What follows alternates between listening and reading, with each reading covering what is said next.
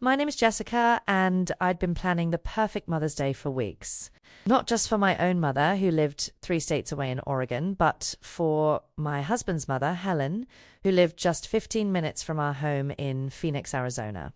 I'd made reservations at Bella Vista, the upscale Italian restaurant where Helen had mentioned wanting to try their Sunday brunch. I'd bought her a beautiful silk scarf from Nordstrom in her favorite shade of navy blue. And I'd even arranged for fresh flowers to be delivered to her house that morning, white lilies, which I remembered her saying reminded her of her own mother. What I hadn't planned for was waking up to find my husband, Nathan, already dressed in his best suit at 7 in the morning, fumbling with a small velvet box at his dresser. "You're up early," I said, stretching in bed.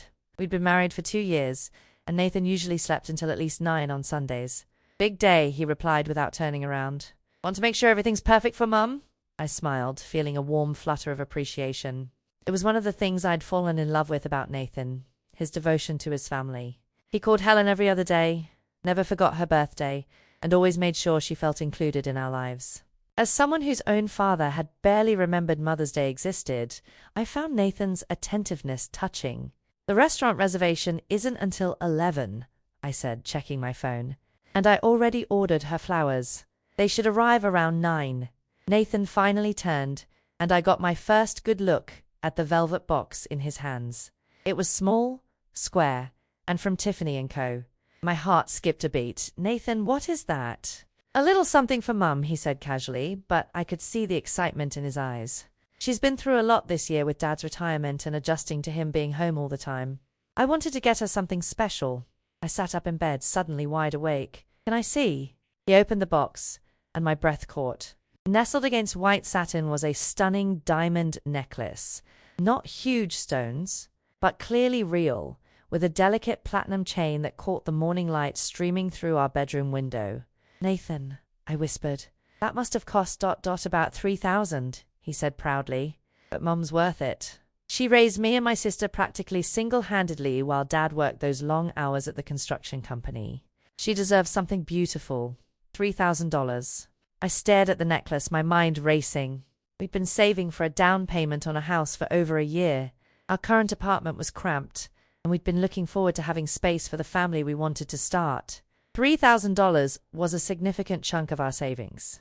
"It's beautiful," I managed. "I'm sure she'll love it." And I meant it. Helen would love it. She'd raised 2 successful children. Nathan was a software engineer, and his sister Cassandra was a nurse practitioner. She'd supported her husband through career changes and health scares. She was a good mother-in-law to me, never interfering in our marriage or making me feel unwelcome. But as I watched Nathan carefully close the box and place it in his jacket pocket, I couldn't shake a growing sense of unease. "What did you get your mum?" Nathan asked, already moving toward the bathroom. "A silk scarf from Nordstrom and some flowers," I said.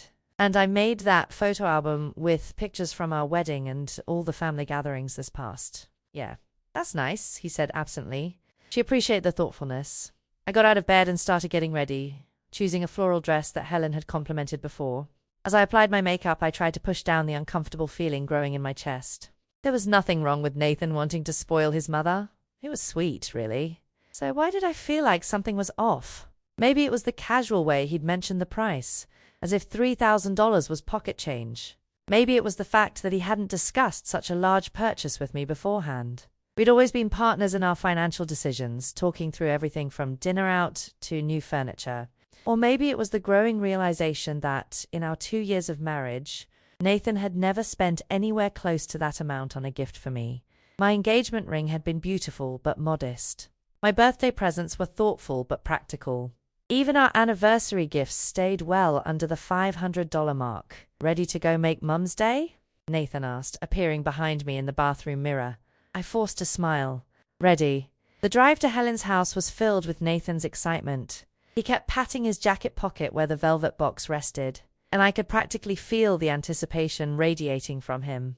"She's going to cry," he said for the 3rd time as we pulled into Helen's driveway. You know how emotional she gets about gifts. Helen and Richard's house was a modest 2-story in a quiet neighborhood, with a well-maintained garden that Helen tended herself. The white lilies I'd ordered were already sitting on the front porch in a beautiful arrangement. "Oh, those are lovely." Helen exclaimed as she opened the door, gesturing to the flowers. "Richard, come see what the kids sent." She hugged us both warmly, and I handed her the gift bag containing the silk scarf and photo album.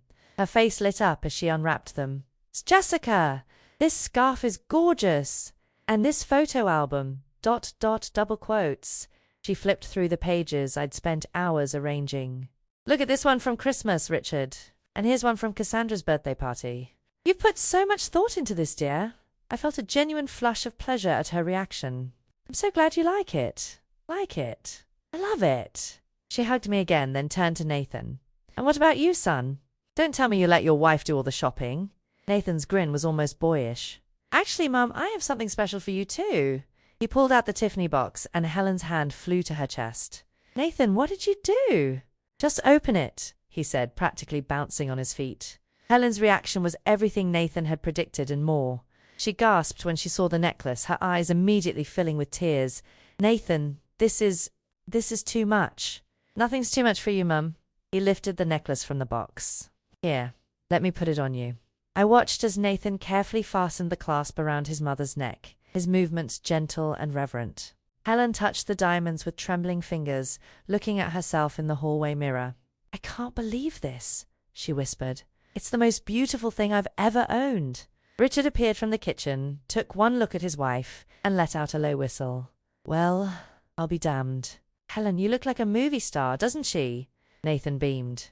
"I wanted to get her something that showed how much I appreciate everything she's done for our family." Helen was crying now, reaching up to hug her son tightly. "I love you so much, Nathan. You've always been such a thoughtful boy." As I watched this scene unfold, I felt a complex mix of emotions. Part of me was genuinely happy to see Helen so moved and delighted. She was a good woman who'd worked hard her entire life, often putting her family's needs before her own.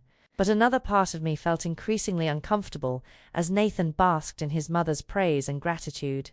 The way he stood there, so proud of himself, so satisfied with her reaction, it felt performative somehow, like he was playing the role of the perfect son rather than simply giving a heartfelt gift.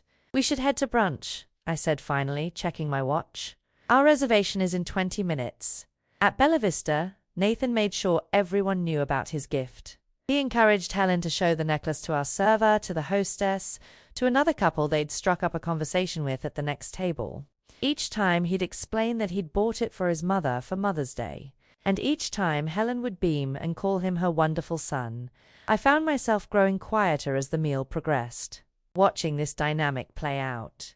Nathan seemed to feed off the attention and praise, becoming more animated and expansive with each compliment about his thoughtfulness. "You're lucky to have such a devoted son," an elderly woman at a nearby table commented to Helen. "The luckiest mother in the world," Helen agreed, reaching over to squeeze Nathan's hand. It wasn't until we were driving home that Nathan seemed to notice my subdued mood. "You're quiet," he observed. "Everything okay?" "Just thinking," I said carefully. "It was a lovely day. Your mum was so happy." "She was, wasn't she?" His satisfaction was evident. "I love being able to do things like that for her. She's sacrificed so much over the years." "It was very generous," I said, and meant it. That's what family is for, right? Taking care of the people who matter most. He reached over and patted my knee. "Speaking of which, Mother's Day isn't over yet. We should call your mum when we get home." I nodded, but something in his phrasing nagged at me. The people who matter most. Of course his mother mattered to him. I wanted her to matter to him. But, as his wife, didn't I matter most? Wasn't that what marriage meant? I pushed the thought away, telling myself I was being petty and jealous. Nathan loved his mother, and there was nothing wrong with that. If anything, it showed what a caring, family-oriented man I'd married. So why did I feel like I was missing something important? 2 weeks after Mother's Day, I was still thinking about that diamond necklace. Not because I wanted one, though I'd be lying if I said the thought hadn't crossed my mind, but because of what it represented. $3,000 spent without consultation, without discussion, without even a heads up. I tried to bring it up casually one evening while we were making dinner together. "That necklace you got your mum was really stunning," I said, chopping vegetables for our stir-fry. She must have been so surprised. "She loved it," Nathan replied, focused on seasoning the chicken. "I knew she would. Mum has such classic taste." "It was quite an investment," I ventured. "I know we've been trying to save for the house double, quotes Nathan glanced up from the stove. It's Mother's Day, Jess. You only get one mum, you know? Besides, we're doing fine financially. I know, but 3,000 is what my mother deserves. His tone had shifted slightly, becoming more defensive. She raised me, supported me through college, and never asked for anything in return. If I want to spend money on her, I will. The conversation ended there, but his words stuck with me. If I want to spend money on her, I will. Not we, not our money, just his decision, made unilaterally. A month later, my birthday arrived. I woke up to Nathan singing happy birthday and presenting me with a small wrapped box. My heart jumped. Maybe he'd gotten me something to match the thoughtfulness he'd shown his mother. Inside was a fitness tracker. I noticed you've been talking about wanting to get back into running, Nathan explained as I stared at the device. This one tracks your steps, monitors your heart rate, and has GPS. It got great reviews online. It's practical, I said, forcing a smile. Exactly. I thought about jewelry or flowers, but those don't really do anything, you know? This will actually help you achieve your fitness goals.